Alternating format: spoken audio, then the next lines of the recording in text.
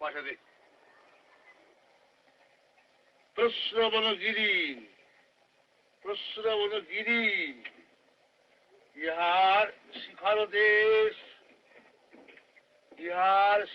দেশ আকাশ পথে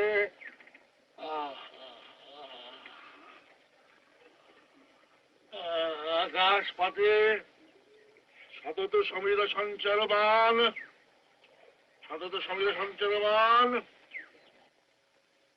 সতত Samir সঞ্চারমান. The previous clip is a scene from one of the classics of the big screen, Poter Panchali by Satyajit Ray. It depicts the Pathshala system of the 1950s in India, which seems a peculiarly relevant scenario today as well. What is its significance anyway? Let's understand this in the following documentary, Paper Castles in a Sea of Ink. As early as 5000 BCE, when human civilization was taking its baby steps away from hunter-gathering and towards activities like agriculture, basic land use, animal husbandry, the concept of transferring these practices to their next offspring and further to the next generation took place. This was the start of the concept of education. Throughout history, the education system in India was reformed constantly. However, the oldest formal system is the ancient Gurukul system, wherein students used to stay with their teachers, who were called gurus, throughout their entire academic lives at Gurukuls, where they would attain education in different fields such as weaponry, music, and religious scriptures. This system promoted creative ability enhancement, where students had to seek answers and had the liberty to think out of the box. Similarly, teachers provided thorough reasoning with respect to the field being taught and queries for the same. With time, the system was reformed and formal institutes like Takashila and Nalanda were established. During the same period, rise in caste-based discrimination was witnessed, where inferior castes were barred from attaining the level of education provided to the Kshatriyas, the Brahmins, and the other caste groups from the top tier. Women too were not facilitated with the equal education given to upper caste males. India lacked an equal formal education system. One of the major reforms was witnessed with the commencement the British invasion and colonization of India. The English Education Act of 1835 by Lord William Bentinck, the then Governor General of the East India Company, shifted the mode of education to English, arguing that Western learning was superior. This system made education more accessible to women, which has only increased with time.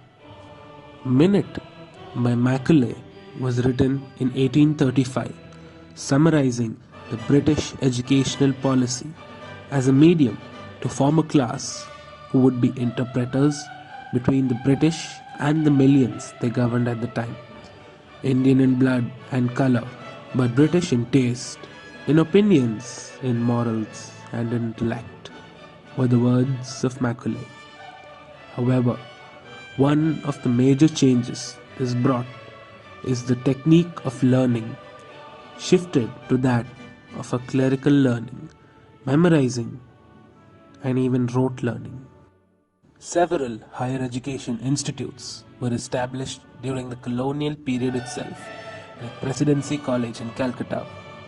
Science and technology were promoted, and creativity in education was sought to be achieved by the founding institutions. At Banaras, a whole new university was established where STEM was emphasized by Madan Mohan Malviya, who became the third Vice Chancellor of the Banaras Hindu University. Seeing the Muslims left behind, the Mohammedan Anglo-Oriental College of Aligarh was established by Sir Syed Ahmad Khan. More importantly, with just 3 colleges and 750 students, through an act passed by the Central Legislative Assembly, this university came into existence. A century later, Delhi University has grown in size with 91 constituent colleges and nearly 19 lakh students. No major changes were brought in educational policies post-independence for the first 2 to 3 decades. In order to improve the overwhelmingly low literacy rate of the country, acts such as the New Education Policy of 1986 emphasized on removing the disparities and equalizing educational opportunities for all. Currently, with an increasingly young population opting for higher education, the teacher-student ratio in colleges and universities is visibly wide.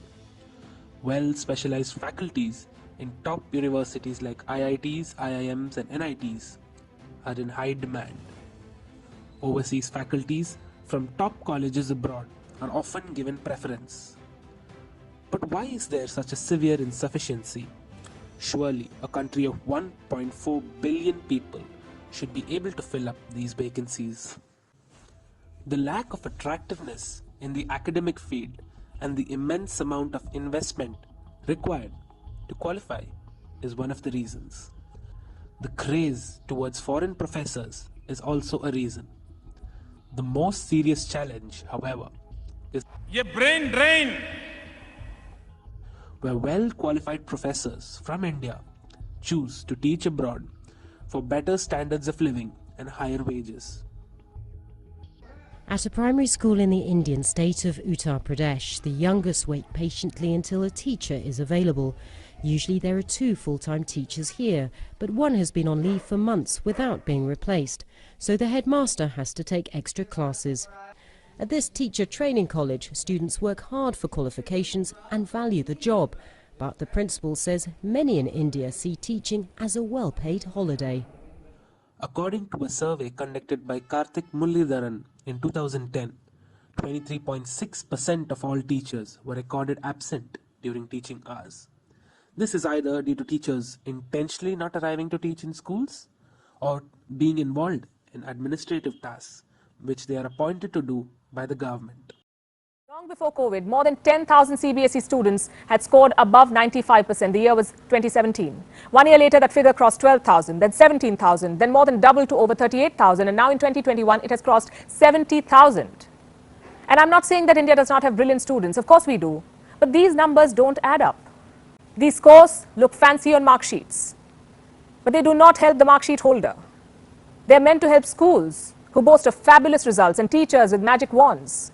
They also help colleges. The higher the cutoff, the greater the claim to prestige. But the student becomes the loser.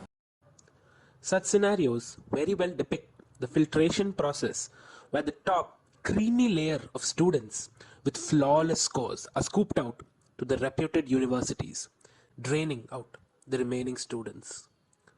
But why do we see such a drastic difference in these numbers? What are the consequent factors? This could be a result of lack of promoting the skill enhancement aspect in the system. This trend has been observed that the mere purpose of education is to get promoted onto the next grade or to graduate with a degree or to complete a particular course through any means necessary. This pressure of scoring over learning is the reason why 50% of 5th graders within a sample were not able to read a simple Hindi text, and barely 25% of the same students were able to solve a basic subtraction question from the 2nd grade. Such a scenario could either be an outcome of students lacking the basic cognitive skills to learn topics that an individual of the same age is expected to learn, or a dark indication that the Indian education system is broken. Traditional norms will have one belief that the term teaching is restricted to a narrow view. This concept, fortunately, is changing in an ever-evolving world where any individual can pursue any specialization in any field. The enhancement of accessibility has made several essential courses readily available to the market. Moreover, we see a major shift in the disciplines in demand.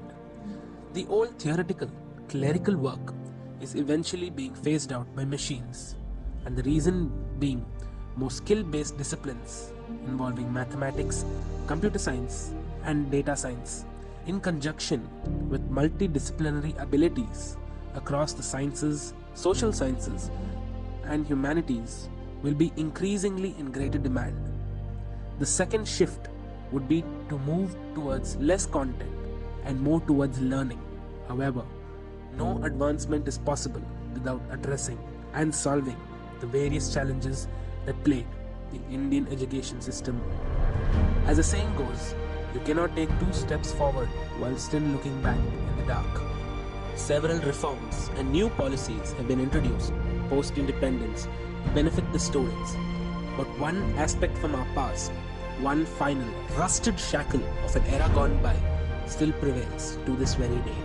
The idea that one size fits all.